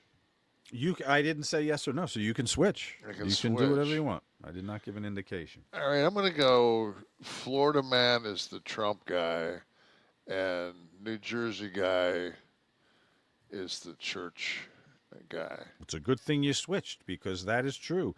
52-year-old Sarasota man, very excited to go meet Donald Trump, arrived with a car gotten by illegal means. Yeah, it's a Hyundai. You can turn that son bitch with a screwdriver.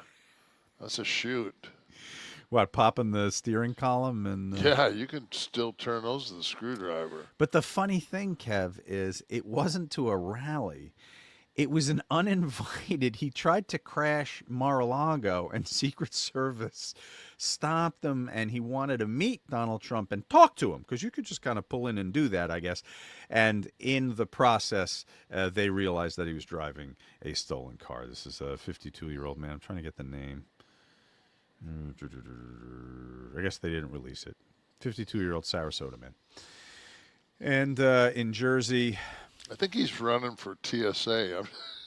he was appointed shortly thereafter. Run TSA. Or maybe, or Buttigieg's the transportation department. Transportation. Point Pleasant Beach, New Jersey, a Toms River man arrested after he proclaimed to be a law enforcement officer when he dropped his gun in church. That's Randolph Tashman, our finest, not our finest, actually. He was not a police officer, as a matter of fact, but he's held in the Ocean County Jail, 9:53 a.m. Yeah, because when I thought about it, it was two things. It was the Trump thing. I figured that was Florida. But the other thing is, like, if you dropped a gun in church in Florida, it would be fine. Would have been like one of 6 during that service. Would have sounded like a Hey, John dude, Bonham I think you drop your phone? No, just my Glock. Okay. All right, back with Kliq This, the Kevin Nash podcast. And have we not talked enough about Magic Spoon? I'm resting my head lovingly on my box of Magic Spoon here because this reminds me of my childhood. The flavors they choose to create here are total throwbacks. This is frosted. And I love me some frosted. It reminds me of it's something great from my past. And here's the peanut butter one too. This is awesome too. But my favorite right now is the frosted. I'm hitting it hard, as Sullivan might say. But listen, I don't want the sugar anymore that I used to have as a kid, and nobody cared about anything. Our homes were filled with smoke. The goddamn white ceilings were yellow. The windows were up in the car, and my father was hitting the Carltons while we were driving, and sugar. And the consumption of sugar was endless for me, with my Reggie bars and my Milky Ways and my many cereals. Now, as an adult, I want the taste I had. I want that nostalgic trip in a time machine back to enjoying my frosted goodness, but I don't want the sugar. So here it is. And I'm getting a ton of protein. Did I know what protein I was getting as a kid? No, I didn't know anything. I couldn't find my ass with 2 hands. But if you're already a fan of Magic Spoon, I have big news. Magic Spoon has turned their super popular cereal into the high-protein treats. The bars, they're light and crispy and taste just like the classic crunchy cereal bars that you know from your youth. Magic Spoon's brand new treats are so delicious. They've already become my favorite before and after workout snack. Let's talk about every serving of Magic Spoon cereal. You know what you're getting? 13 grams of protein, 0 grams of sugar, 4 grams of net carbs, so you can feel good about what you're eating. Most popular flavors of the cereal, by the way, currently, based on sales, fruity and cocoa. But there's so many more. The treats are crispy, crunchy, and airy, and an easy way to get 12 grams of protein on the go. Okay, for the first time ever, Magic Spoon treats are available in grocery stores with delicious flavors like marshmallow and chocolatey peanut butter. But if you want some money off, then go to magicspoon.com/Kliq, and you're going to get $5 off your order. magicspoon.com/KLIQ. Or just if you want to just look for Magic Spoon on Amazon or in your nearest grocery store, you can do that too. Magic Spoon. Thank you very much. Loving the Magic Spoon. So what you do is you get a mixing bowl. Yeah. You put 3 servings of the Magic Spoon. I'm just going to say peanut butter, because that was the last one I hit. So, okay. And then so 14 grams for that. So 3 servings of that, if my math is correct, is 42 grams. Right, and then you need all you need to do is what I added. I had put 12 ounces of grass-fed skim milk on it. So okay. And that's Kev's recipe. Give that a shot. Let us know in the comments, or actually on our socials. So, Kev, if you do that, you rock that. There's a little Magic Spoon calculator we had up on the screen. Your 42 grams of protein. I didn't realize. I was doing it. That's so your 42 grams are only 195 calories, 12 grams of total fat, 12 grams of carbs, and yeah, I can live with that. Yeah. So there you go. That's Kev's magic formula. Go do that. 3 servings in a gigantic ass mixing bowl. Ask Nash. Hashtag Ask Nash. Why do they always have to be that color blue? You either get the The light blue, right? The light blue. You gimmick. get the clear, just glass mixing bowls. Then there's the other set in the house that's that fucking blue. Well, I have the metal ones too. So We have those too, but I'm just talking about. I wouldn't eat out of one. the plastic. The metal one. The metal ones is if you're making wings or something like that, and you put fucking hot sauce. You're flipping the fucking wings around in the fucking gimmick. We had that for the Lions game. Hashtag Ask Nash is how you can get your questions. Peggy came down and made. Peggy and Lewis came down and Peggy made. Wings. Is that Tamara's mom? What's that? Is that Tamara's mom? That's our friends. Oh, Lewis. I thought you said Louise. But Peggy made the wings. I'm so goddamn hungry now. I'd love wings. I'm fucking starving. Peter D has written in, and he says, "Hi, Kevin. Did you spend much time with Brutus Beefcake? He was not the most technically gifted in the ring, but had a good career. Being friends with Hulk helped." Yeah, I mean, at the gym, later on in life, we did a lot of personal appearances together. He worked for the same guy, Tony Hunter. We both worked for Tony, and we'd make some towns. We almost, Tony Hunter's girlfriend was driving us some baseball show.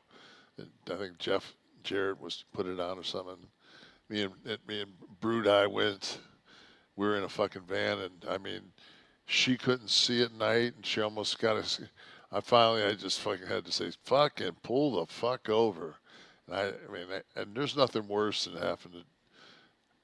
And it's this point, I was still drinking. Like right. I look at it and I say, I know I've been drinking. I haven't drank enough. I'd rather me drive us home and survive this than die in the back seat. And finally, I had to take the wheel. And the next time I saw Brood, he was just like, hey, I didn't get a chance to tell you that night because I didn't want to say it in front of those people. But man, thank you.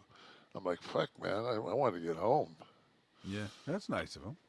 Yeah, he's a good guy. Trash Boat, which of the boys had the coolest cars? You never know. Anybody really into like classic cars or something like that? Like Eddie had I know Batista's got I think a low rider. I think Dave's got I think he's got a Bentley. I know Cena has some cars. Hulk's always been a car guy. Hulk used to wrap Ferraris and shit like that back in the day. Luger liked his cars. Luger always have like a 911, 930. Like he'd have some kind of, some kind of Porsche. He was always big on, tires and rims.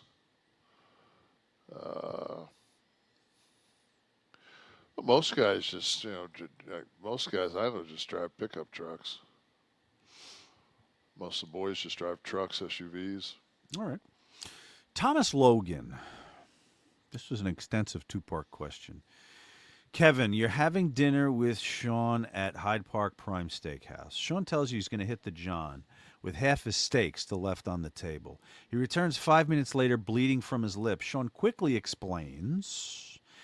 Sean mistakenly body-checked Jeremy Borash whilst leaving the stall. Borash then jabbed him in the mouth and walked out. Borash sees Sean talking to you and comes over. He challenges Sean to a fistfight in the parking lot. Do you let it happen and ref? Who wins? What? Could you have 2 less exciting guys to watch fight than me and Jeremy Borash? Number one, they're both my friends. I wouldn't allow anybody to fight. Yeah. I just talked to Jeremy fucking 2 days ago. I don't know that would happen. Yeah, I don't think Kevin would ref. I don't. Number one, I feel like I was looking in a mirror and probably be afraid to throw a punch. Neither person's some kind of combative, aggressive.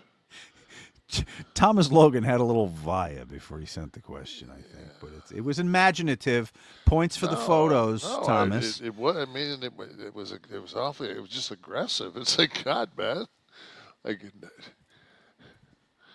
I wouldn't fight fair. The goal is not to fight fair; it's to win.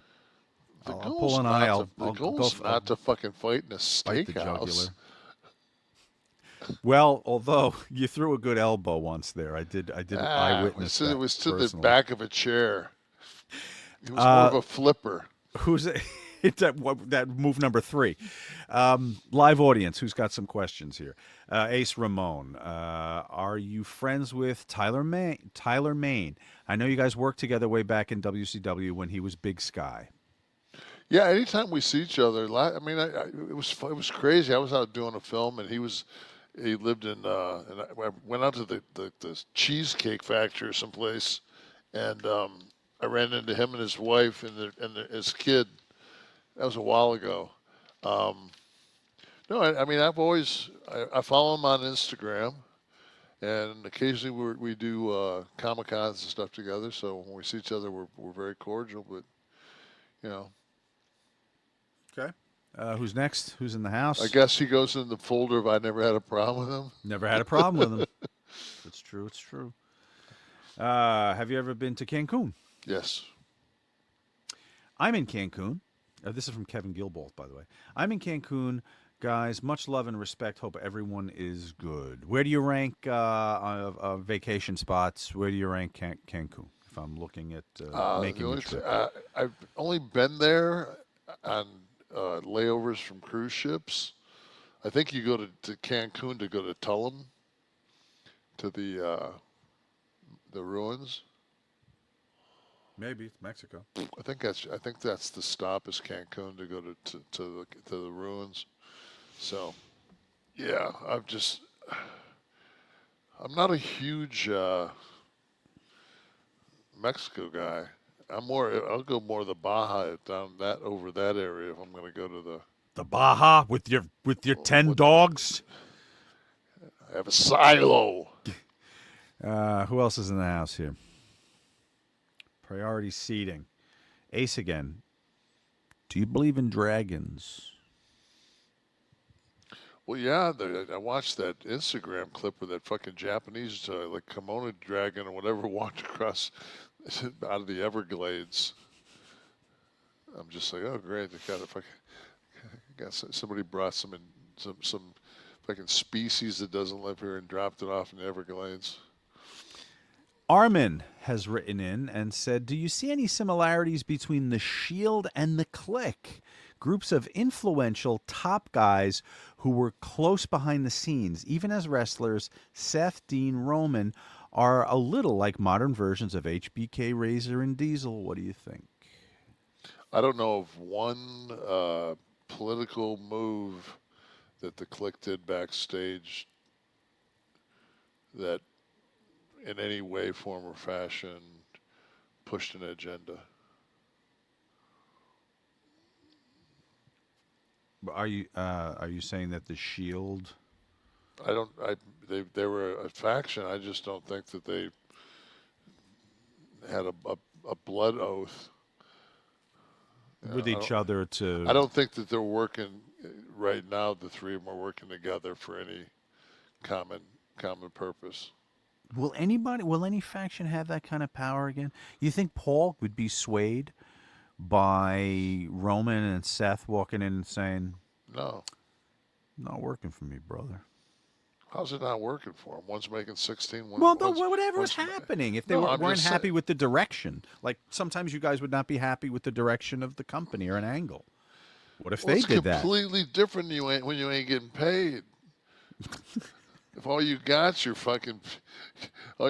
style, all I got's my canvas behind me. If I can't paint what the fuck I want on it, then I'm gonna fucking bitch. So the difference is when Seth turns to Roman and goes, "I'm not too happy with so and so getting the push," and Roman goes, "You made $15 million," and then it's over, right? The discussion ends. Okay. I mean, it's just like, how was your time off? Great. Yours? Great. How's your wife? How's your kid? She coming back? Right. Don't know. Really don't need the money. Who else in the house? Come on. Some of our friends here. Hey, Britt. With all due respect, do you think some talent have gotten a bit loose since Triple H took over? The talents who can actually work get overlooked, while some tops look like they need more time in NXT. So just, I guess, kind of talking about in-ring? You saying is the work gotten looser? Yes. I think what it is the and this is why AEW has the thing that they always have is when your talent is not it's not it's like I watched the 76ers play last night, and like it was the first night that like their three top guys have been together, and MB barely made it through that, but I think what's his name? I can't even think of his name. He's hurt all the time, but they're all hurt all the time. I mean, it's just there's no synergy because they're not together, and they've cut the work rate for the house shows and stuff down so low that guys just don't get touches like they used to. So you're going to have a different quality of work if you work 20 straight days with the guy and then go to TV with him, Right. as opposed to sporadically touching here, touching there. So maybe that grind, that road schedule. Well, but at least there was a consistency. Good. And then that's why I think a lot of times the NXT looks a little tighter, is because they're still working on a daily basis. A lot of those guys in the Performance Center, and then doing television also, so they're getting more reps. Good point. Who else in the house? Members of KliqThisTV.com. You can join too by going to KliqThisTV.com. Become part of the 11 Soft Club. You get the shows early, no commercials, and you're here for the tapings. Like Ace Ramon. Anyone watch Piers Morgan Uncensored in the last few days? There was a hilarious argument between the Young Turks and election specialist Alan Lichtman. Didn't see it. Not a fan. Sorry. Not a fan. Ivan Garcia, I have severe stenosis in my C6, C7, constantly dropping things with my hands. A large T8, T9 herniation, but brother, I fight every single fucking day not to get severely addicted to opioids. This is the other thing, man, with the fucking pain. See, I just don't. I won't take them. You have an allergy to them or something, or you throw up? Or? Yeah, it makes me sick. Yeah. But I mean, I can take codeine. I can take perks. Mm-hmm. I just, and then on top of that, I have that wrestler mentality. Is why would you take a pill if you're not drinking booze to kick it in? Or having pizza. So if I'm not drinking booze, then why would I possibly take it? Why would I put a pill in my body?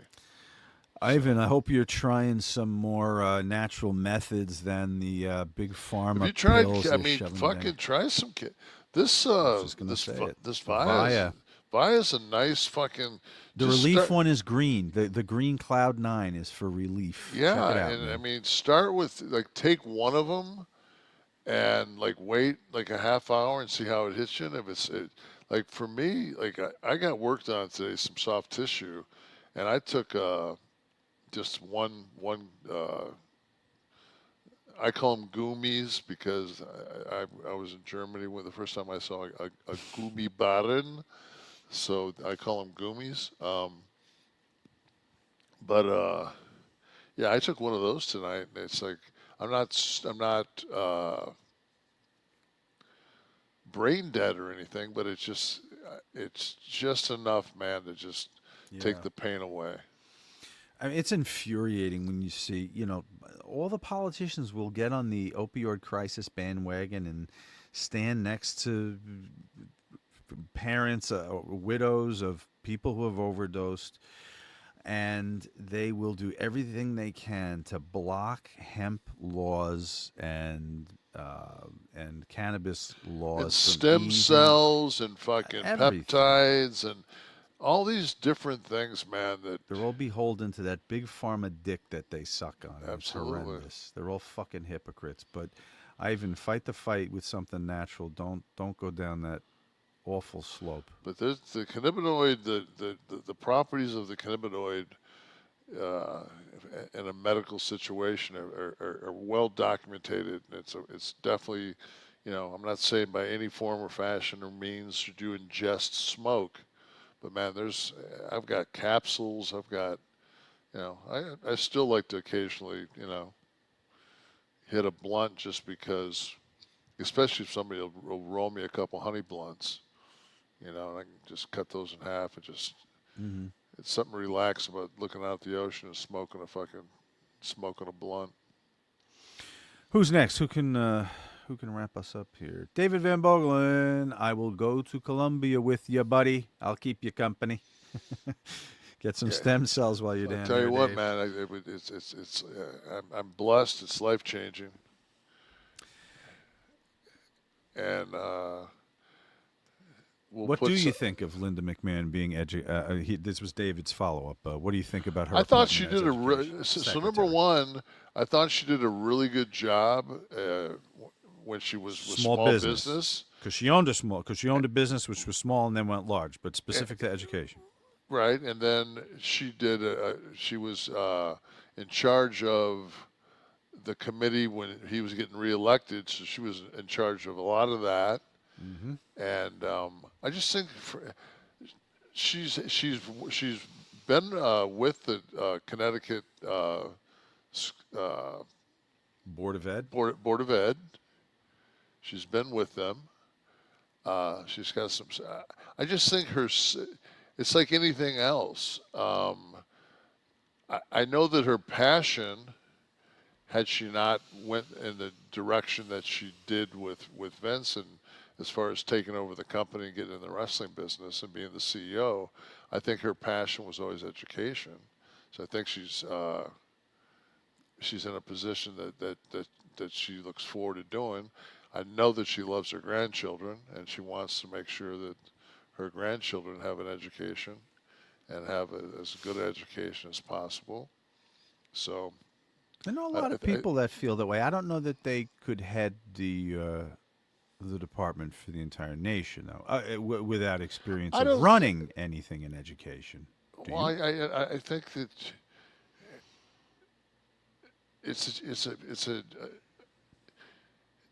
you're vice president of operations at the Little Caesars Dome, and you get moved to vice president of domestic marketing at Little Caesars. I mean, you're still fucking selling pizza. It's still the government. Right, but the industries, if does the person running marketing at Little Caesars necessarily qualify to head the American Medical Association, never having been a doctor themselves or run a hospital? Probably not.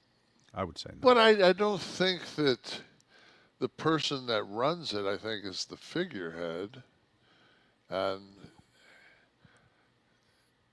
I think that the direction, like when you look at Kennedy, I think that it motivates me and it stimulates me that at least it's not status quo.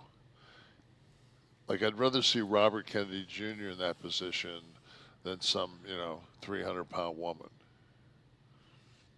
Right, but I think what's troubling people, and this is a whole other show, I guess, but, this country now, this world without vaccinations right now would look terribly different. But he's already walked back 99% of what he said about vaccinations. So far more dangerous, but he said it very publicly and passionately. So he also walked it. He's walked a lot of that back. He should walk back to Cheryl Hines and just sit down and watch. As I said, man, she's sickening there, so he can't be completely bad shit. I mean, you know what? Fuck it, man. I'm sorry. The Democrat in me will. If your last name's Kennedy, you get a fucking you get a fucking pass.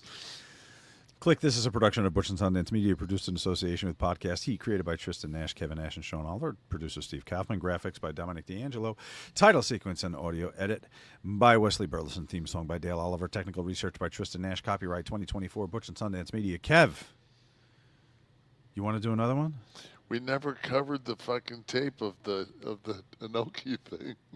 I opened doing the chant. But we didn't we didn't show it. Steve. Steve. Edit.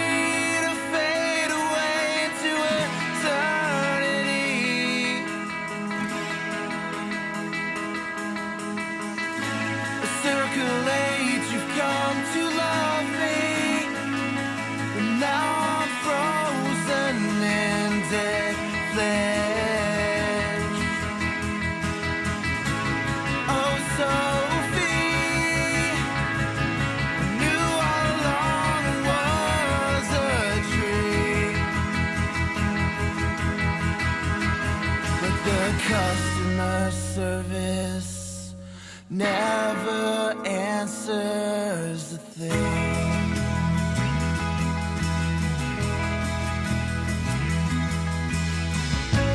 Let us free to breathe in air we're supposed to breathe. Through twists and turns you've come to love me. Now I'm cold, I'm frozen. Baby, we're broken, and the customer service never answers a thing.